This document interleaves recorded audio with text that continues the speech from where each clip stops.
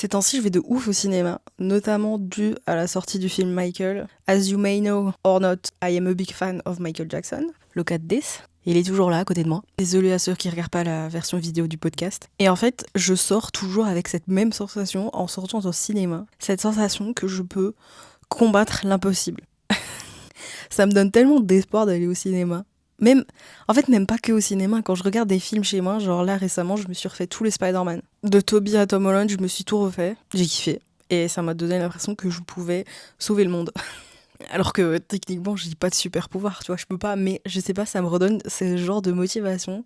Et ça me fait, même avec un film très Hollywood, où rien n'est réel, où tout paraît possible et tout, ça me fait me remettre en question de ouf sur certains aspects de ma vie. Et je trouve ça trop bien. Et je trouve ça dommage que certaines personnes ne vont plus au cinéma de nos jours, je comprends pas. Et du coup, ces temps-ci, je ressens de ouf le besoin d'en parler. Et je me suis dit que j'allais le faire dans un podcast, en mode posé, ouais, je suis tranquille dans mon lit, juste à parler du cinéma, des films en général. En plus, je suis le genre de meuf à regarder de ouf des films, beaucoup de films, à essayer de rattraper parfois mon manque de culture parce qu'il y a certains classiques que j'ai pas vus et que j'essaye de voir au fur et à mesure du temps. Mais je suis pas là en mode à faire la meuf critique et tout. Enfin, de temps en temps, ça m'arrive parce qu'il y a des trucs que je trouve parfois scandaleux, des trucs que je trouve parfois merveilleux et que certaines personnes n'arrivent pas à voir parce qu'elles ont pas justement ce sens critique. Donc je donne mes critiques parfois, mais pas méchamment. Pas en mode t'es une merde, t'as pas vu ce film. Enfin, si, peut-être parfois pour certains films, parce qu'il y a des trucs, des fois, je me dis. Non, c'est juste parce que je les kiffe et que je veux forcer les gens à regarder des films que je kiffe, parce qu'il y a certains films qui ont changé complètement mon mindset à vie. Des films qui m'ont chamboulé, changé, qui ont apporté tellement de choses dans ma vie. Et c'est ça qu'un film peut faire. Parfois, même pas un film, parfois même une phrase d'un film, une citation, une image, un plan, parfois. Juste un truc qui te fait ressentir la beauté du monde, de l'univers, de la vie, de l'amour, de l'amitié, de ce que tu veux. Des fois, en un plan, ça raconte tellement de choses en fait. Et je trouve ça tellement magnifique. Et parfois, j'ai envie que certaines personnes regardent un film juste pour une séquence ou une série aussi. Ça marche aussi pour les séries. C'est juste parce que là, je suis dans mes films, mais tout ce que je dis marche aussi pour les séries. Parce que parfois, juste une séquence d'un film peut te faire ressentir mais tellement de choses. Genre, si je prends l'exemple de Spider-Man, je suis désolée, j'ai pas envie de vous spoiler. J'ai pas envie de spoiler en fait. J'ai pas envie de vous spoiler, je vais pas prendre d'exemple concret de film. Mais bref, il y a une certaine scène dans le dernier Spider-Man qui chamboule toutes les personnes qui ont vu les anciens Peter Parker faire des choses, bref. If you know, you know. Et genre, ce genre de scène, moi, me chamboule et me... Je sais pas, je peux pas m'empêcher de chialer à cette scène-là. J'espère que vous voyez de quelle scène je parle pour ceux qui ont vu. Et encore là, c'est très poétique et très, très fort dans le message et pour les fans de ce genre de film. Parfois hors du contexte, des trucs de multivers et tout, genre hors du contexte, plus dans des films un peu plus indépendants, etc. Je retrouve ce genre de sensation en fois mille parfois, parce que les films indépendants, genre on n'en parle pas assez, mais wow.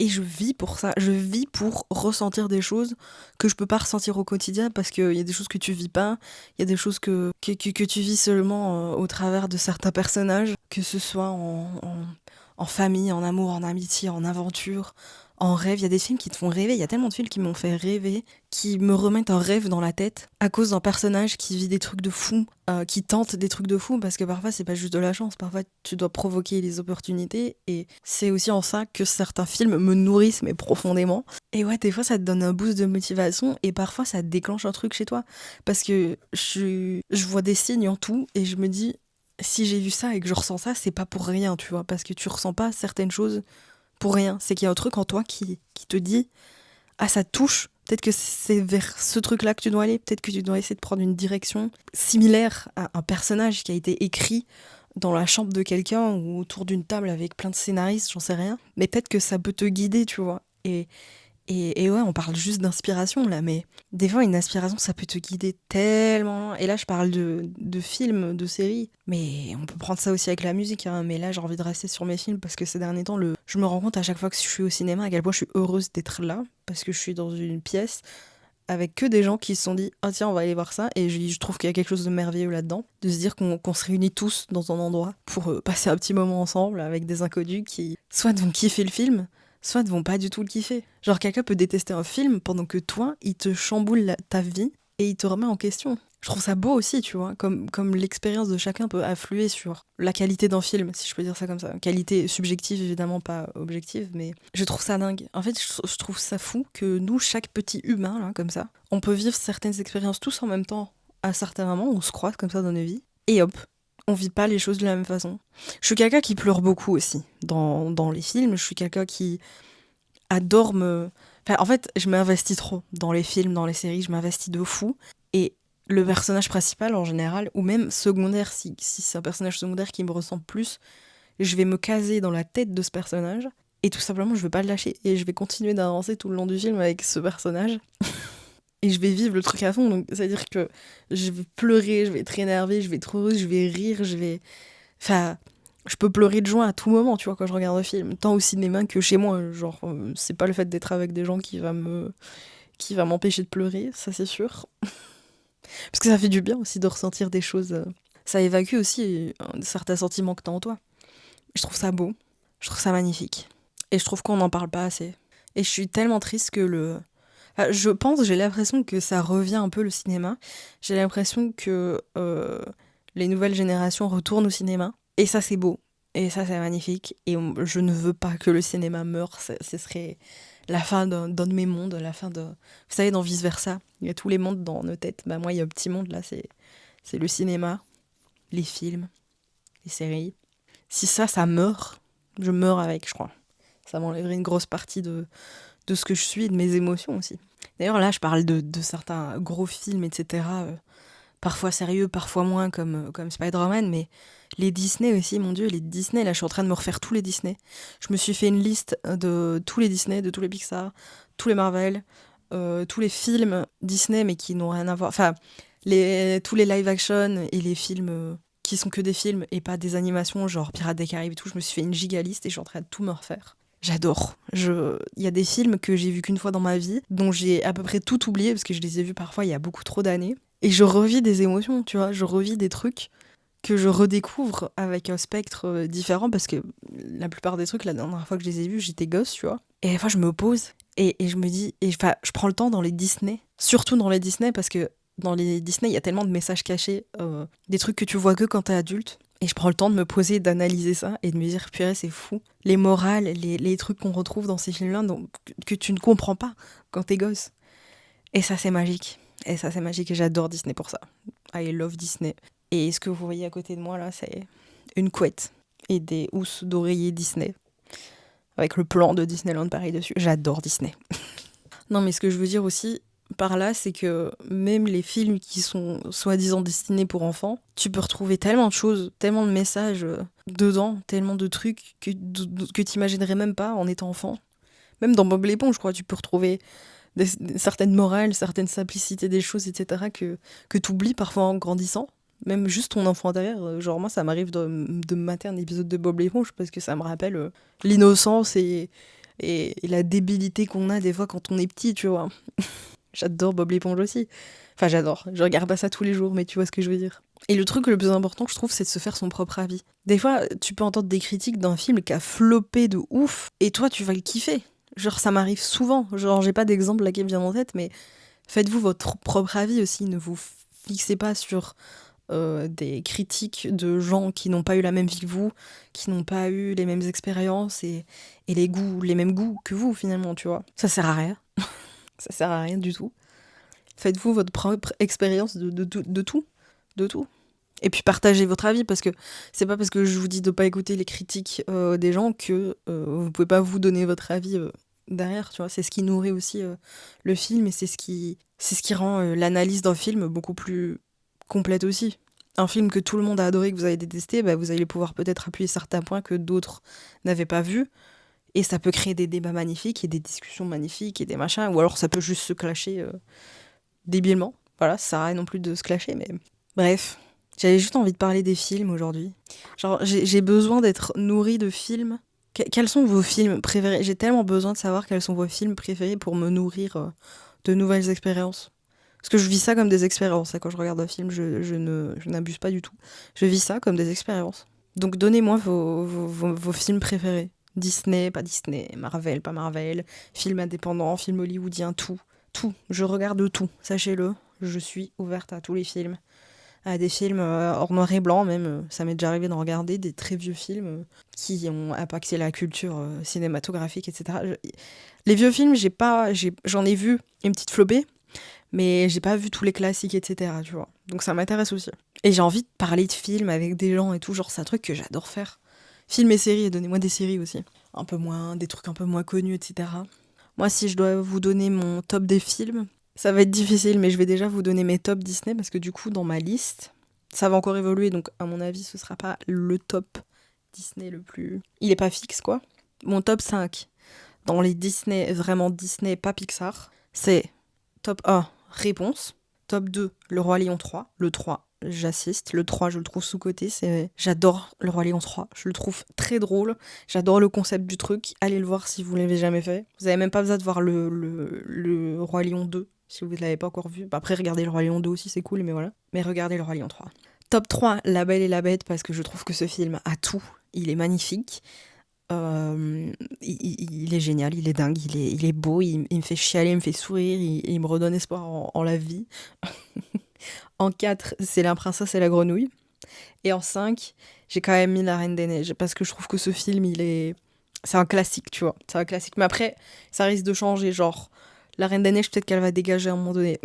Dans les Pixar, on a en top 1 Wall-E, parce que quand je le regarde, je remets toute ma vie en question, je remets tout mon aspect environnemental en question, et je me dis purée, mais j'espère qu'on va pas finir comme ça, j'espère que je ne veux pas, voilà. Donc Wall-E, j'adore, je le trouve tellement poétique, il y a très peu de paroles sur la plus grosse majorité du film, il n'y a pas de script, c'est des images, et je trouve ça magnifique, parce qu'une image vaut 1000 mots. Top 2, c'est Soul. Ce film, il me fait ressentir pareil des trucs. C'est rare quand les films récents Disney Pixar viennent dans mon top, mais Soul, c'est genre, il est un peu en guéguerre avec Wall-E parce que je sais jamais si lequel je mets en premier. Quand je regarde Soul, je me dis ah c'est mon préféré, puis quand je regarde Wall-E, c'est mon préféré, mais bref. Soul, allez le voir si vous l'avez jamais vu, ça en vaut la peine. Surtout que ça évoque des sujets, genre vraiment je me dis si j'avais vu ce film en étant gosse, je sais pas si je l'aurais capté.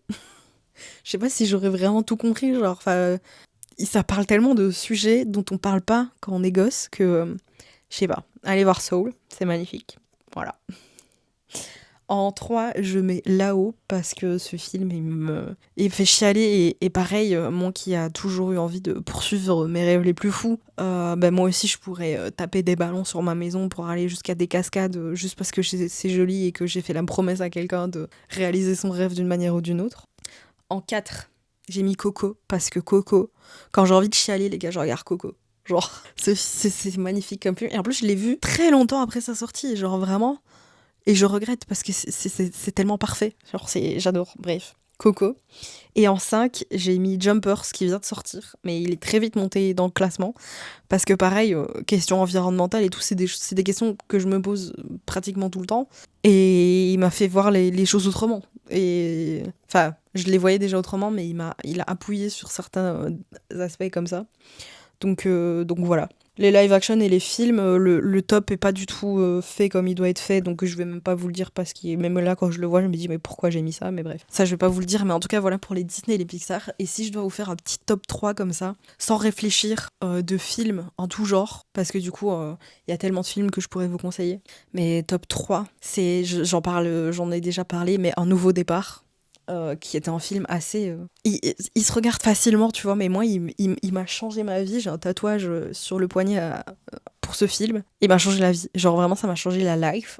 Et je le trouve magnifique. Donc, Un Nouveau Départ, ou Zoo, en anglais. En 2, je mettrais quand même Interstellar, parce que il m'a mindfuck, ce film. Et à chaque fois que je le revois, il me re-mindfuck. Genre, c'est pas possible. C'est pas possible. C'est pas possible. Et en 3, Forrest Gump. T'as le top 3, mais... Enfin non, en vrai, il est pas si basique parce que mon top 1, c'est pas le film que tout le monde a vu, mais Forrest Gump, quoi. C'est trop bien. Tu peux pas... Ça m'énerve les gens qui disent que ce film est nul. Genre quand t'as... En fait, désolé, j'ai dit au début du podcast que je critiquais pas. Non mais en vrai, on aime ou on n'aime pas, genre c'est pas grave. Mais en fait, quand t'as... Quand j'étais plus petite, je le regardais d'un autre œil que maintenant, et tu sais, en grandissant, quand tu apprends de nouvelles rêves sur la vie, sur des faits historiques, etc., et que tu revois Forrest Gump pour la millionième fois, et que tu captes qu'en fait, tous les événements, ils sont liés à des trucs... Enfin, genre, je trouve ça... C'est du génie. C'est du génie. J'adore. J'adore. Ah, purée. Bref, Forrest Gump, meilleur film, genre, en plus, c'est un long film. J'adore les films qui durent longtemps. Des films de 3 heures, moi, je me les mange, mais il n'y a pas de souci. Genre, j'adore ça parce qu'en général, s'il dure 3 heures, c'est pas qu'il dure 3 heures pour rien. Ça m'est jamais arrivé, en tout cas, d'être déçu d'un film qui dure longtemps. Genre, je suis heureuse quand je vois qu'un film dure 3 heures au cinéma, même s'il m'intéresse pas, j'y vais. Non, mais il y a ça. Après, je pourrais vous donner tellement de films, genre Le Diable s'habille en Prada. Le 2 était très cool d'ailleurs. Moi, j'ai bien kiffé. Il est pas mieux que le 1, mais j'ai bien kiffé. Mais ouais, ce genre de film, Le Diable s'habille en Prada, même des films Disney, genre Princesse Protection Programme, je trouve ça me rappelle des trucs d'enfance et tout, genre je trouve ça génial. Bref, donnez-moi vos top de films, ou au moins un, peut-être que je n'aurais pas vu. Ce podcast n'avait aucun script.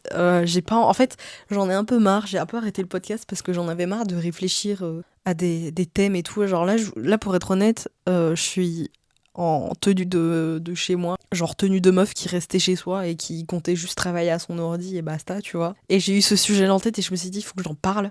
Donc j'en ai parlé. Et c'est comme ça que j'ai envie de continuer le podcast, plutôt que de chercher des thèmes, des trucs à aborder, faire des recherches et tout. J'ai envie juste de me laisser aller et que vous soyez un peu ma séance de psy, si je peux me permettre. J'espère que ce podcast vous aura plu. J'espère que le brouhaha de ma tête vous a peut-être fait réfléchir à la vie et vous aura donné envie d'aller voir un film au cinéma. Allez voir Michael avec moi. Non, j'ai été le voir trop de fois. Je l'ai vu trop de fois déjà, Michael, genre j'abuse, mais il me manque. C'est plus fort que moi. Bref. Je vous remercie d'avoir écouté ce podcast. Je vous fais de gros bisous. Je vous dis à très très vite pour une nouvelle vidéo, j'espère. Dites-moi votre film préféré. Prenez soin de vous et regardez un bon film ce soir. Et remettez votre vie en question. Laissez-vous aller, laissez-vous kiffer, laissez-vous... Imprégnez-vous du film et de l'art du 7e art. Imprégnez-vous du 7e art. Comme ça, paf, dans les veines. Ciao.